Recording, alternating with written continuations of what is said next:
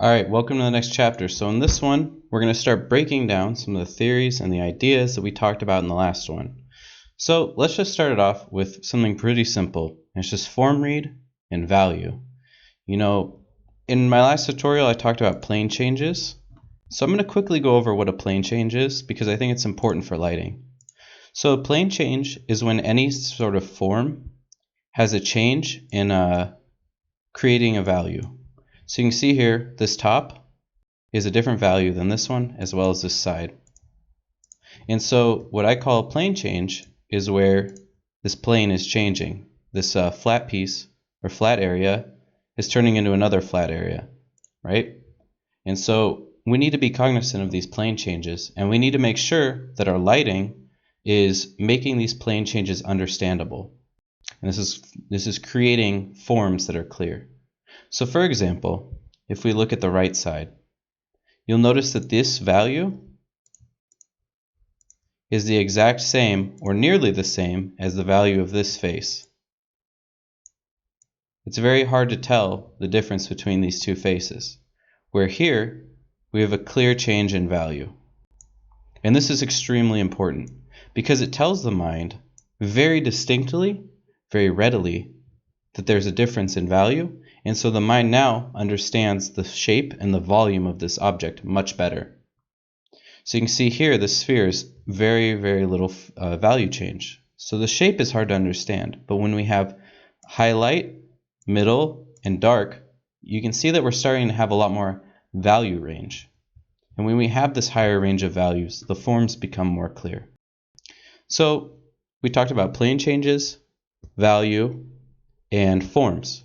So with that, let's go into the next image, and we're going to talk about this idea of simplification as well as the idea of value control. So for example, I found this image online, and I believe it's a value study. So you can see here on the right, this person has a very poor understanding of value. Or sorry, on the left. They're not really getting this value range that's needed to convey the image correctly, where if we look on the right side, it's much nicer. We have a lot of darks, we have good understandable forms. We can tell that this is curved a bit because the values are representing these changes in the volume. Here, it's hard to tell what is going on. It's very flat. The forms are not correct. Nothing is really reading well. And so what this is this is a control of value. It's a skill that you develop. And it's the same thing in lighting. And I'll show you. So here's an example of a render I did. And at first, I was like, okay, I'm kind of happy with this. But the more that I looked at it, the more I was like, I really dislike this. And so I re-rendered it. And there's some things that are a little bit more interesting in this one for sure. But it's very messy, and I'll explain why. This one is reading much better, and I'll talk about why in a second. So let's go into this image here, and let's just look at some of these parts. And let's just study the value of them. So let's just take this piece of metal, for example. Let's break down how many value changes we have. We have 1, which is this plane change here. We have 2, which is this plane change here, 3, 4, 5, 6. We have 6 value changes. Let's go over here. Let's take a look at some of the value changes here on this slide. So we have 1, 2. These are the highlights, right? And we were talking about value control. And then we have some dark values for these lines. And then we have this pretty flat looking slide. And then we also have this super dark area. So just on these 2 parts alone, there's a ton of value change. There's actually almost too much value change. So let's go to the other image. You can see we have value change, but the range of the value change is less aggressive. It's less crazy and all over the place. And I'll show you in a second. So for example here, if we were to go look at this one, let's just look at these plane changes right here. So here we have sort of a middle or a bright, and then we have a mid-tone here. Then we have an extra dark, we have a light, extra dark, mid-tone. There is such a high range of value change just on this one piece alone. Not only that, to make it worse, on this plane change, we start having a similar value. And so when we do this, we start to create this sort of chaotic look. But if we look at this one, and I'll show this on a few different levels of this image, because I think this one is pretty good at teaching some mistakes. You can see that actually this whole front side has a very similar value range, and it's quite dark. You know, there's no super bright, there's no super dark. And then when we look at the side of it, it's all a very similar value as well. And so by doing this, it's reading much more simply. It's very clear. There's nothing too crazy. And we're starting to have something that's a bit more understandable to the viewer. It's not all over the place. And so we've taken two plane changes, the top side, the one that's like top down, and then the one that's coming from the right, and we've made these very clear that they're different. You see, so here it's very unclear, you know, what's top, what's bottom. It's a mess. It's not looking good at all. So I'll show another level of this as well.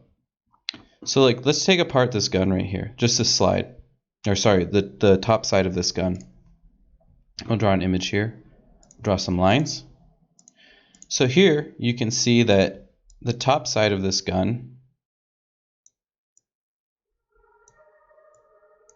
actually has a pretty similar value. And then if we look at this plane change here, this all has a very similar value as well. And then if we look at this plane change, it's also having a similar value.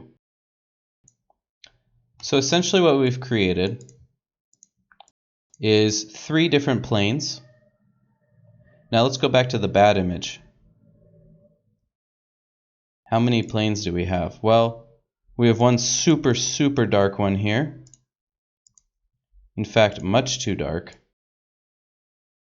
because the value change is just too great. And then we kind of have this third, and then we have all this crazy stuff going on here.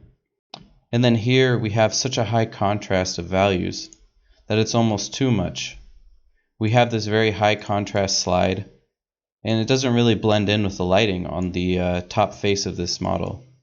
Let me make this a little bit thicker just so it's easier to see. So we have this top slide, yeah? But then the slide is such a dark value with such strong highlights that it's starting to look really messy. It's very unclear. It's not a very pleasing image right now. It's just very confusing and complicated. Where if we look at this one, you can see that we're starting to have a much softer look. You know, we have lighting that's, the slide is matching in somewhat the value. The value range is much less. It's not super bright, then with super dark. Let me go back and forth just so you can see the difference. So you can see super bright, super dark. And so by doing this, we've started to have much clearer forms. They're reading very well to the viewer, and there's not much confusion as to the volume of this object. And there's more that I'll talk about in a second on this image, but I think that this is one of the most important things. Now, we can also see this on other areas of the model. You can see here, it's super high contrast. It's too high contrast. High contrast is great, but within reason. You know, it's important to understand where the eye is going to go, make the forms read, as well as make the image and the design clear. Because when you think about it, design is all about form, it's about volume, it's about all of these things. This is what you're creating, and when you light it, you're representing this and giving this idea to the viewer. And so when you have too crazy of values, you're going to be missing out. Where if you simplify a little bit, and you don't have too high of a value range, at least on specific parts, it's going to be looking much better and much more simple. There are certain things that are nice, like this highlight here is nice. The lack of reflection, as you see on this image, is kind of nice, but it also, having this reflection, makes this form much more clear. This is flat and that this is a different plane change. So I'll draw that out really quick. You can see because of this, that this is going to be flat, right? And then this is a different direction. So by creating these different values, we've created depth. We've created understanding of the forms that we're looking at. Another thing you'll notice if we look at this area here, since we were talking about high contrast, is that while this area is still dark, so that it's understood that this is a plane change, the value difference is much better. It's not so high contrast and so crazy. Another thing that was really important for me in this image was making sure that the slide had a different value on the top than on the side. It's really important that we try and separate these planes with value, because by doing this, we make it very clear to the viewer the orientation of the object and the volumes in 3D space. And you should be actively thinking about this. You should be thinking about how well are you explaining the forms, the little bevel changes. Is there light hitting the changes on the bevels? Is the plane changes very well represented? These are all questions that you should be asking yourself. For example, is the top of the gun brighter or darker than the side of it? And so we can see here that this is darker and that this is brighter. Not by a lot, but enough to make it a very clear difference to the viewer. Here's another quick example. We're going to be talking about figure background. And figure background to me is very situational. So for example, this object is in front of this one right here. You'll notice that where they overlap, the value changes and that this area is darker and that this one is lighter. That way, when things are overlapping, we can create clear depth and separation between the objects, such as I've done here, and you'll see in the last image was not as successful for two reasons. You can see that when these two parts overlap, that this is much darker than this. So if we go to the other image, you'll notice that while we do have figure background, we are doing something though that we didn't want to do. And that we have this plane is at a different axis. Let me try to figure out how to draw axis there. It's at a different axis than this plane, the main plane of the gun, right? And so with lighting, what we're trying to do is make these planes and these forms understandable. But what we've done is actually made it brighter on this side. And this is bad for a few reasons. One, it makes it a little bit confusing, especially given the bright values that we have on this side of the gun. Two, it detracts from the trigger, which is a very bright color. And three, you can see that actually the value change on this is almost the same on both planes. And so what we've done is we've made the forms a little bit confusing and messy. It's not reading very well to the viewer. The only thing that I would say that this image does better than the other one is that it's an inverse, and so this plane is much brighter than this one. And so that's nice, and it gives some nice figure background, in fact, to the background of the image. So for example, the backdrop is dark and the handguard is light. So it has good form reading, good figure background in some areas, but then when we look at overall how it's working, it's not working as well. So in this case, as far as figure background is concerned, I would say that this one's better because we want to give more importance to the side of it. And so by making these areas darker, we've actually created depth. So the figure background in this area is that we have this plane and then we have this plane overlapping it that's darker. And so now all of a sudden, this overlap and this form becomes reading much more strongly. It's very important that you're very cognizant of how you're wanting to make your image look and how these values are affecting the render. So this is also, before I move on, one more thing I want to talk about is how I feel it was important for me to add a Right now we talked about how there's so much value contrast. I wanted to add some big softer lights that kind of fuzzed out and softened up everything so it's not so harsh and aggressive looking as far as lighting. So not only that, but I wanted to create this sort of shape to push the eye away from this area of the image. And so in this one, what I did is I tried to have a light hitting here, and then I tried to have a soft light here. I felt that this would help make it a little bit better and make these parts stand out rather than this whole dark thing with these high contrast parts.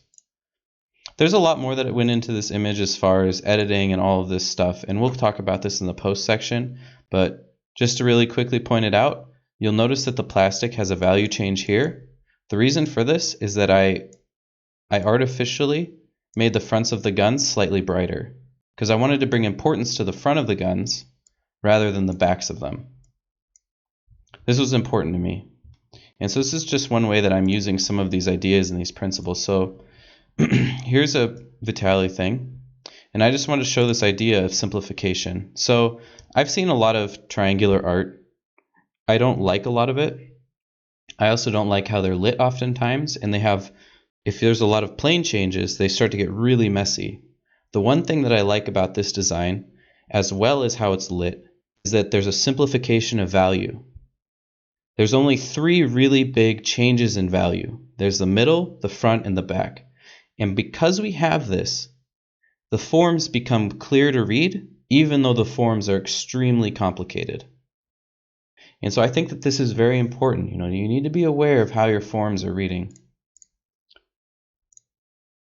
and try and simplify them. If you have too many angle changes, it's going to start reading very messy. It's important to design this and understand how the light is going to be hitting things and how the form creates volume.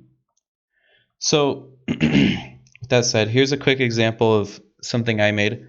I actually think this could be a lot better, but I want to show a few of the things I was thinking about as far as how to make this, especially a more front-facing image, have some depth. It could have more for sure. It could be a lot better. But one of these things that I did is I had overlap. And so I talk a lot about figure background, right? So what I did is I made sure that this chin, as you can see here, is going to be a brighter value than what's underneath it. By having a dark value underneath the chin, not only does it make the earrings that connect to the lips stand out because they're a bright value, but it also creates depth. We're creating separation. We're creating depth in an essentially flat image. We're making the chin stand out, and we're making the objects over it stand out. So there's a much clearer difference to how things are how things are in 3D space. Another thing is that I tried to make sure that the plane changes, the major form changes, such as the front-facing areas and the more outward-facing areas, which is a very big form change, have value contrast so that they're easier to read. So I tried to make this area darker and this one lighter, so that way it's reading much better. And so it's just very important that when you're lighting stuff that you are aware of how you're making the forms read, on a big level, a small level, that the bevels are reading, that also the big overall shapes are reading well, and using and controlling these values. It needs to be intentional. The next one I want to talk about is I actually haven't covered gradients yet at all. So as far as gradients, I use gradients a lot of times to guide the eye. It's a really great way to guide the eye. Let me give you a quick example. So Team Fortress, here's some characters, but it's not just Team Fortress. If you look at most stylized art makes a huge use out of gradients. And the reason why gradients are wonderful is that they create difference and contrast. And always, if you look at most good stylized characters, and even sometimes realistic characters, they always make the legs darker to bring importance to the chest. And so to me, I've always liked this idea because I think you can use it in lighting to great effect. That's why you see this so much in product design and all of these things. So I think it's really useful and very important. And so now that you've seen this, you can tell his pants are much darker, right? They have a gradient right here. And so now that you can see this difference, you can start applying this in your own work. And so I just want to show a few ways that I've used this. So I wanted to not only create balance, and balance, as I haven't really talked about, but balance is essentially, let's say I have two areas of an image, using different things to make them grab your attention and still feel not lopsided. You know, your eye doesn't just go straight to here or straight to here or straight to here. It's kind of bouncing around all of these things, and it's being guided and interested by different things. So the way that I do that here, or that I try to, is I use opposition. I use gradients, and I also use detail. So I have this very bright light here. I have a bright value here, and I also have details. But you'll notice that as far as a gradient is concerned, this is the darker area, right? And that this is the lighter. So by using a gradient, I'm creating balance. We have two sides of this image, right? We have this side, which is a very bright, high contrast area, and then we also have this side, which is darker, but it has an area of interest that will grab your attention. So what I'm doing is I'm trying to make sure that your eye wants to go between these two places and not get stuck, and this is balance. And so I'm using a gradient to not only create depth, but also guide your eye back and forth without it getting stuck. Additionally, I have a vertical gradient. As you can see here, this area is darker than this area and this area. And so your eye is going upwards, just like a Team Fortress character. I do the exact same thing here. You can see it on almost every single gun or any design. You can see it in product design, you can see it anywhere. So we have this dark area, and then we have the bright area opposing it.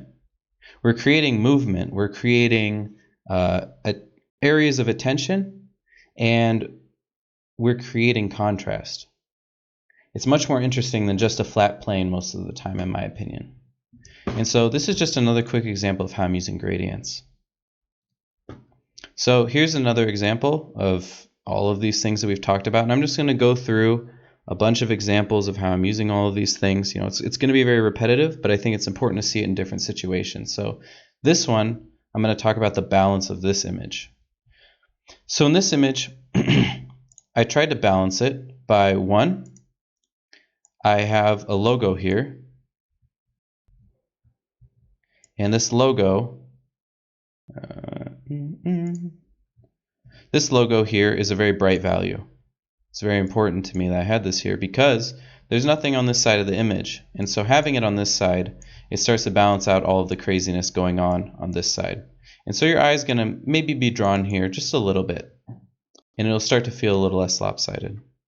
Additionally, I try to have a big empty area, or rather a darker area, so that way the eye isn't necessarily interested in the middle of the image. You know, if you watch my design tutorial, I probably talked about trying not to always guide the eye to the center.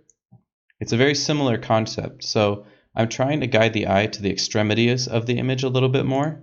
And so, for example, in Photoshop, I went and I brightened up the muzzle because it's on the other edge. Here we have not only bright value, some green, but we also have this, this orange.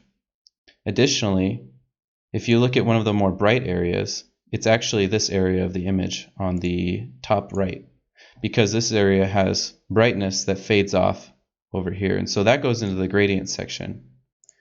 You'll notice I have two gradients. I have a gradient across this slide going from dark to bright, and then even brighter over here. And by doing this, I'm guiding the eye forward.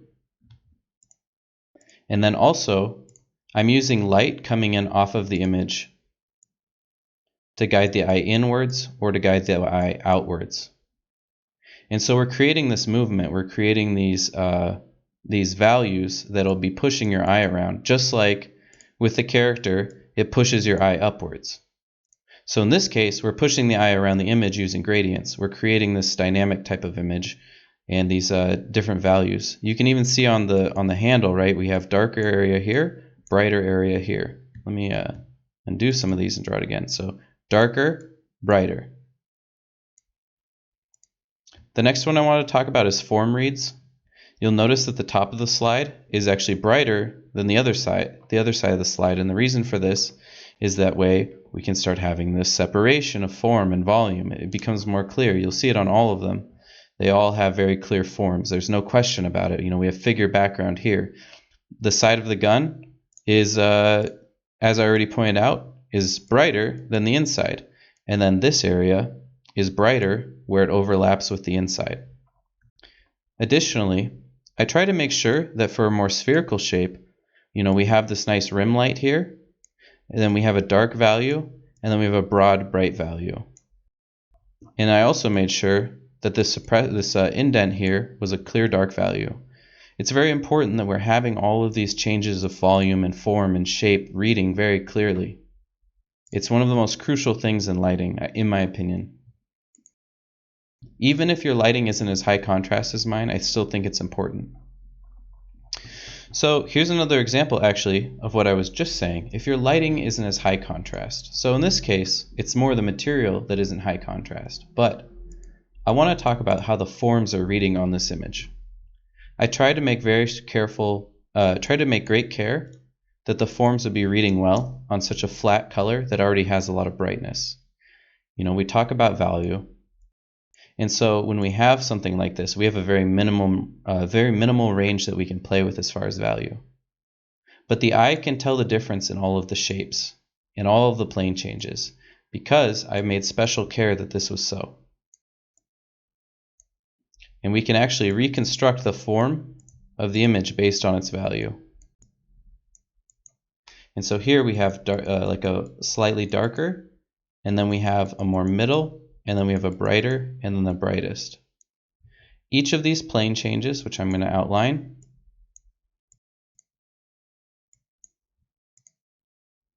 each of these plane changes has a clear value change. You can see it even on the smaller bevels, for example. The only place that it becomes slightly ambiguous is here, but it's okay because I meant to blend these forms. So for example, even the smallest bevels have a very clear value change from the main face, even on these very small bevels. It's extremely important that all of these forms are reading and that it's clear to the viewer what these shapes that they're looking at and that you've designed are. You don't want it to be very hard for the viewer to try and understand what's going on. And so when your values and the forms are super clear, you're going to have some good times for people's eyes. And so you can just see, just like the cube example at the start, I'm trying to make sure that I'm separating all of these forms out by value. Because, as I've said 100 times, it becomes understandable by the human's mind. So for example, here we have 1, 2, 3, 4, 5 plane changes. But you can see dark, middle, light, middle, light. They're all clear. It's understandable to the mind. There's nothing really in this image that is hard to understand the form of, and so that's why I think that this is one of the most important things that you can learn how to do and apply in your own work. So another quick one is this idea of balance and guiding the eye. So I used this form here and I made this whole front face intentionally very bright. And then I also intentionally put a light here and made the middle dark. The reason I did this is, one, to make it clear as far as in 3D space that this is a plane that is not on the same, that it's not flat. You want it to be clear to the viewer. This is the top, this is the side, and that's, I think, the most important thing. But additionally, what I've also done using this value is that I've made the eye want to go to the extremities of the image, just like how I talked about this image, right? I'm trying to guide the eye to the extremities. I don't want it to get caught up in the middle too much. Do I still have the paint over? Yeah. So I don't want it to get caught up in the middle here. I'm trying to guide it outwards. The very same type of thing is being applied here. So I'm trying to guide it to the front and the back. That way the middle just becomes interesting stuff, but it doesn't become the center focus of this image. I'm trying to make it balanced and also a little bit dynamic because I'm guiding the eye from one side to the other, from the front to the back and not getting caught up in the middle. You see, so it's very important to me. All right, so I went over a lot of different examples as far as 3D, how I'm rendering. I have a few more 3D examples as well, but I also wanted to give some examples in photography and how these things are going to be useful to you as well. So we can look at lighting in a few other ways too. We can look at tone. So for example, where her face is overlapping, we have a nice warm tone, but because we have a cool tone behind it, the figure becomes much stronger or popping out from the background. And so we've created this idea of depth. This is a picture I took of some random person that they have no idea, and I don't even know who they are. And I've also brightened this area of the image and this area of the image as well to bring attention to these areas. And you'll notice that where I don't want the attention to go, it's dark. And I'm trying to do the exact same thing with the gun, where I tried to guide the eye outwards from the center of the image. And that way we start getting a little bit more visual interest and popping back and forth between these two areas of interest, instead of just getting stuck and hung up in the middle, which kind of goes into the rule of thirds. And I'm going to briefly talk about it because I still use this in rendering. I try to think about, when I'm taking pictures or taking an image, how is an image being divided? I think it's super crucial. So I intentionally wanted this space to be larger than this space here, because now we're starting to have a bit of hierarchy. We have this offsetting in this rule of thirds, and then the subject is in the upper top third. And so I actually still use this when I'm taking photos, when I'm rendering. All of the same things apply. In fact, my photography methods are the exact same as what I apply to rendering. So here's another example of creating movement with value. So here's another photo I took, and you'll notice that the value is going from, dark to bright. By doing this, I'm creating directionality downwards, and I'm guiding the eye. We also have this similar idea of tonal contrast and separation. We have the warm tone and the cool tone. And so we can use these to create figure background. If they were all cool tone, we would have a really hard time understanding the separation between them, but this makes it much stronger. So figure background is so important for creating depth and creating difference. We talk about in design, we talk about this idea of 70-30, and I talked about how having more of this than that is so important. You want to know the difference between things. This is what the human mind is craving, how it's processing this data. It wants to know what makes this different than that. And so it's the exact same, kind of concept. Here, for example, we've used value. We have this dark value here. And we have also plane changes. But what was most important is that we've created depth. We've had this closer figure being brighter. And then in the background, we have this darkness. And so using this darkness, we've created separation and depth. And then we also have this again when we have this darker front of the building, and then we have the brighter sky behind it. So we have about 3 levels of depth here. And so it's the exact same thing as in rendering, forms that overlap, things that are overlapping each other. Even in painting, this is so crucial, and I'll give an example. So imagine this was a painting. This is a photo I took with my phone, and I was just so excited because the darkness of this light here makes this lady stand out so strongly as a bright and very important figure. Without this value contrast, she wouldn't stand out at all. But because we have it, she seems so much more important. And so it's the exact same thing as when you're making a weapon or you're lighting a character. It doesn't matter. It's all the same thing. It doesn't matter if it's photography. It doesn't matter what it is. It's contrast, it's value, it's controlling and seeing it. I knew when I saw her, like let's say I was taking pictures, I don't know, a few years ago. I would have probably not noticed this separation or even understood the value separation because my eye wasn't trained. And I'm not saying that my eye is like amazing or anything. I'm not a very good photographer, but I was very happy because I noticed this, and it made me happy because I was able to visualize it and see it. And so, like I said, it's about training your eye to learn to see these things. All right, here's another picture from Amsterdam. And this is this building that everyone has seen on Pinterest. And I just wanted to talk about form reads. So I actually edited this photo because I took it with my phone, and my phone had horrible contrast. And so I actually individually went and separated these planes out and controlled all of the values of this image.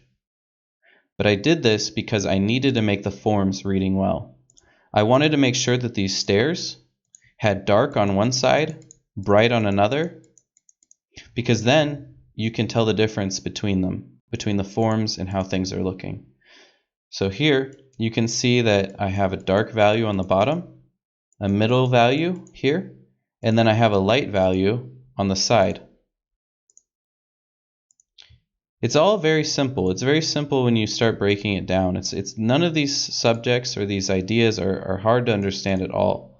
It's just being aware of it and learning to do it intuitively within a 3D environment. So you can see here, it's very clear that these are a separate plane change because their value is different. And that because we have this dark area here, it makes this area stand out. I also intentionally wanted to make these characters darker, so that way they stand out against the stairs. And then in the foreground we have this guy who's standing out against the dark buildings and the things in the back. So it's important to be seeing these overlaps, starting to visualize these forms, and understand how we can get the most out of them. You know, you want someone to look at something and instantly understand what exactly it is that they're looking at. So I have a few more examples. One of them is my friend Andreas. This is his Pokedex render. And you can see in this image that it's very clear and easy to understand the form. So let's put on a color that isn't red, since this image is red, and let's actually turn it to a black and white image, and let's up the values, or up the contrast, so we can visualize this idea a little bit better. So you can see that here, it's brighter and it fades to darker across this plane change here. You also notice that on the side we have a brighter value, which makes it very clear and obvious that this is a plane change and that this form is very easy to read. Then on the next axis, which is the z-axis, we have this dark area. And so if we look at the bevel as well, we have value changes that make the bevel clear, but then also we transfer to a darker value, just like the initial cube. So this is dark, here is dark, here is a little bit lighter, and here it goes from dark to light. It's super important that when you're doing these things that you are thinking about how you're guiding the eye. You know, this one is another great example. The inside is much darker, and you could argue that that's just because it's closed, but it doesn't matter. It's important because it wouldn't necessarily have to be. Somebody could light this and the inside could be just as bright. But in this case, it's very clear separation, very clear figure and background. The inside is different spatially to the human mind than the front.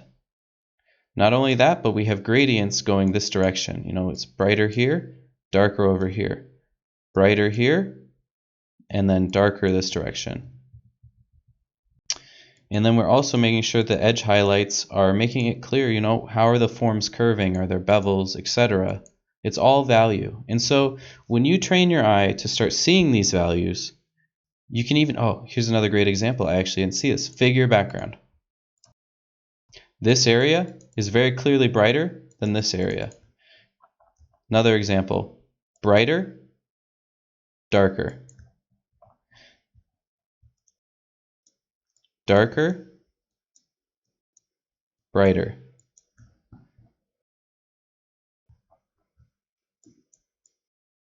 darker, brighter. And so you can see where things are overlapping, that we're starting to have very clear separations between these things. It gives depth. It gives good value contrast to the image. You know, it's clear to the human mind what is what spatially.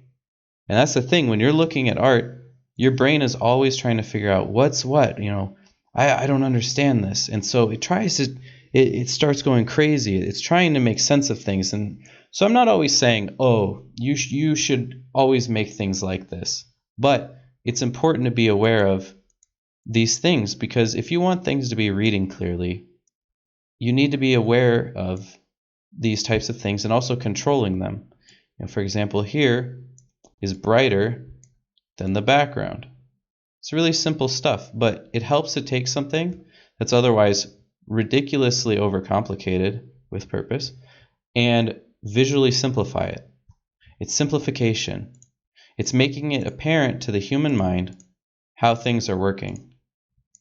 Just like this image, you know, we go back to it because it's so important.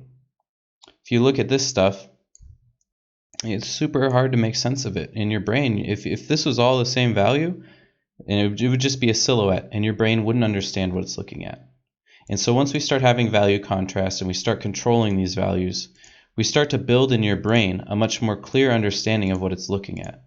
And we also, once we can build a clear understanding, we can also learn how to guide it to where we want it to be. You know, we're controlling your mind, basically. It's like advertising. It's like design. It is design. It's all of these things in art. It's about making your brain feel a certain way or think a certain way or be, you know, interested in a certain thing. It's like advertising. You know, they make you want a product using certain techniques. It's no different. And so when you're making art or lighting or rendering or whatever, it's no different. Designing anything. It's all a sales pitch to your brain and how your brain is processing the information. So anyways, it's not a lot of different things. You know, there's this value control that I think about. I think about simplification. I think about balance. I think about form reading. I think about value. I think about, you know, these are honestly most of the things that I'm thinking about. It's not, there are other things I think about, and we'll talk about in the next section, such as, you know, rim lights, fill lights, three-point lighting, all of these different things. But to me, essentially, I think what's important, especially if you're doing this type of conceptual work, hard surface work, whatever, more product-y work, is trying to make sure that your idea is clear, making sure that people understand it. And if you want to break the rules, you have to know them. So, like, let's say you don't want it to read well. Okay, well, that's fine. But know that you're doing it for a purpose, right? That's what it's about. It's about intent. Art is about, at least making commercial art, is about intent. You know, if you don't have intent, it can become either, it's just left up to chance. Not that art isn't already like that a lot, but that's my point. Is it's design. It's the exact same thing. It's controlling the way that people are perceiving an image using just honestly simply value. And so these are just some examples, but when we're doing the actual renders for the weapon in the demo section, I'll be showing how I'm using all of these ideas. I'll be talking about the tools, all of these things, and it'll hopefully become really easy for people to start seeing these ideas in their own work and maybe even come up with new ideas. You know, every single person processes art, has a different vocabulary, sees the world differently. And to me, I'm just giving some of the things that I'm seeing, how I'm feeling, and some of my things that I think are important. But I feel like these are pretty fundamental because they're not three-point lighting, they're not rim lighting. They're the ideas that describe how they are working, if that makes sense. It's like what's underlying these more technical terms. So, and why. Anyways, I hope that this section is useful. To me, I think that it's very important things. And yeah, the next chapter, we're going to go into a little bit more vocabulary, technical stuff, and then the demo. So I'll see you guys in the next video. Thanks for watching.